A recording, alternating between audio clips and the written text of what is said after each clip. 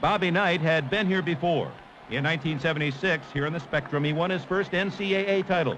He compared his 76 squad with the 1981 team at a press conference the day before. The final result in 1976 was a very satisfying thing for all of us involved. It was sort of a culmination of a lot of work and a lot of effort on the parts of a lot of people. The satisfaction with this team has come through watching it grow and develop. Many people were labeling this a Knight versus Smith confrontation, but Smith had his own observations. I don't believe it's ever one coach versus another coach. It's certainly a program versus another program, but more importantly, a student athlete of that particular school playing against the student athletes of the other school. Obviously, the players listen to the coach, and coaching does have something to do with any game. Two class teams led by classy All-Americas were ready to go. North Carolina's Al Wood and Indiana's Isaiah Thomas, teammates on the 1980 U.S. Olympic team, shared a lighter moment seconds before tip-off. North Carolina attacked Indiana's man-to-man defense and capitalized on its first trip down floor when James Worthy latched onto Jimmy Black's pass. Indiana had difficulty getting on track. Landon Turner hit 2 free throws, but it was over 5 minutes before the Hoosiers hit their first field goal on Steve Risley's tip-in off a missed drive by Thomas. Meanwhile, North Carolina had jumped to an 8-4 lead. Thomas calmly hit a picture jumper from the top of the key, and Indiana appeared to be getting things together. Indiana center Ray Tolbert tied the game at 8 with 13 minutes remaining in the half. North Carolina outscored Indiana in a little over 3 minutes, 8-0. Wood ignited the surge on this picture feed from Black and Perkins. The Hoosiers continued to have all sorts of problems. Black Steele set up an uncontested goal. And the Tar Heels were now up 12-8. Perkins made the score 14-8. And Wood showed early signs of duplicating his semifinal performance by putting Carolina ahead 16-8. Smith was cautious, but obviously enjoying his team's sudden strike. Following a timeout, Indiana regrouped. Turner hit 2 in a row, including a baseline jumper off Thomas's pass. North Carolina 16, Indiana 12. Jim Thomas came in when the Hoosiers were down 16-8.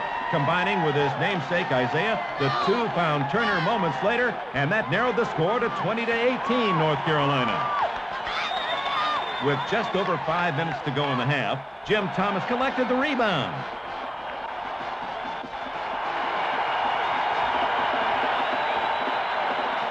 Randy Whitman hesitated, but found the range to tie the score at 20. Worthy and Whitman each hit field goals to negate an advantage for either team. And then Wood spotted Worthy inside. It was a 2-point Tar Heel advantage with a little more than 4 minutes left before halftime. A series of fouls in Carolina's control game spanned the next 4 minutes.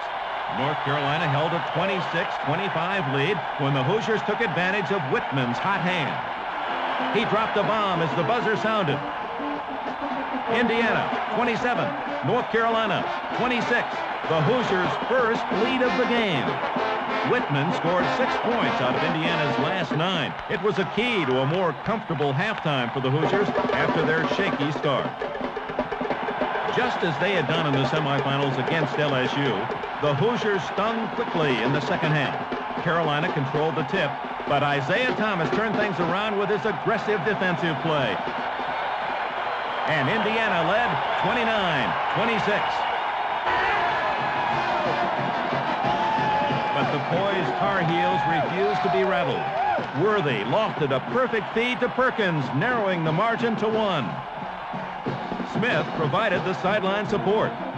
After a Turner layup, Isaiah Thomas continued his All-America play, turned his second steal into another futile foot race. Indiana led 33-28 with just 90 seconds gone in the second half. Whitman put the Hoosiers up by 7 at the 17-minute mark. Despite Indiana's aggressive intimidation, Wood dished off to Black in the corner to reduce the lead to 5.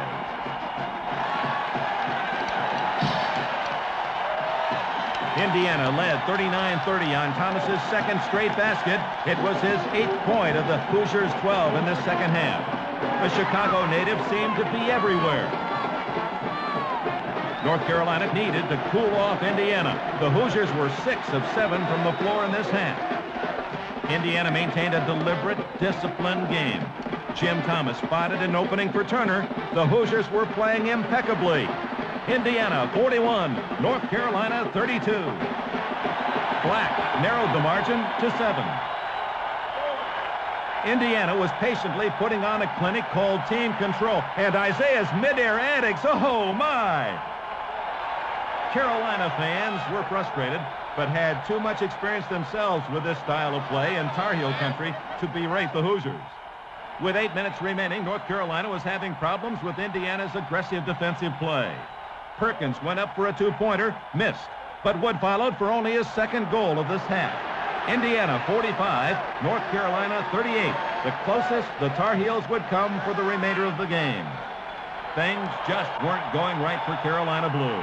Indiana was in control, and it became increasingly evident as the clock wound down. And Indiana was in no hurry to score.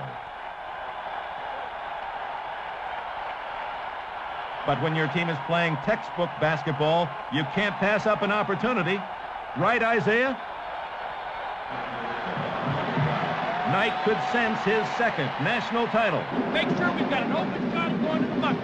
And then work like hell defensively, okay? Hey, come on, let the whole year boil down. Let's go. With 3.5 minutes to play, Isaiah Thomas was simply outstanding. He put the Hoosiers up by 12, 51-39. Indiana shot a brilliant 63% in the second half. Indiana had kept its Philadelphia Magic alive with a 63-50 victory. The celebration was left for only one team. Bobby Knight had turned an early 7-5 club into one that peaked when it all counted. Indiana's 26-9 record became the most losses ever for an NCAA basketball championship team. But the record was academic. Isaiah Thomas led all scorers with 23 points and was named the tournament's most outstanding player. He was joined on the all-tournament team by Hoosier teammates Landon Turner and Jim Thomas, who despite scoring only 4 points in 2 games, collected 13 rebounds and 10 assists, 8 against North Carolina. The 3 Hoosiers were joined by Carolina's Al Wood and Virginia's Jeff Lamb. Yes, it was a celebration. Hoosier hysteria style. Combined with Michigan State's 1979 crown, it was the 3rd title for a Big Ten team in 6 years since Indiana's last Philadelphia visit. It all started with 259 teams last November, and only one survived, the Hoosiers of Indiana, the 1981 National Collegiate Basketball champion. Indeed, it was an Indiana celebration.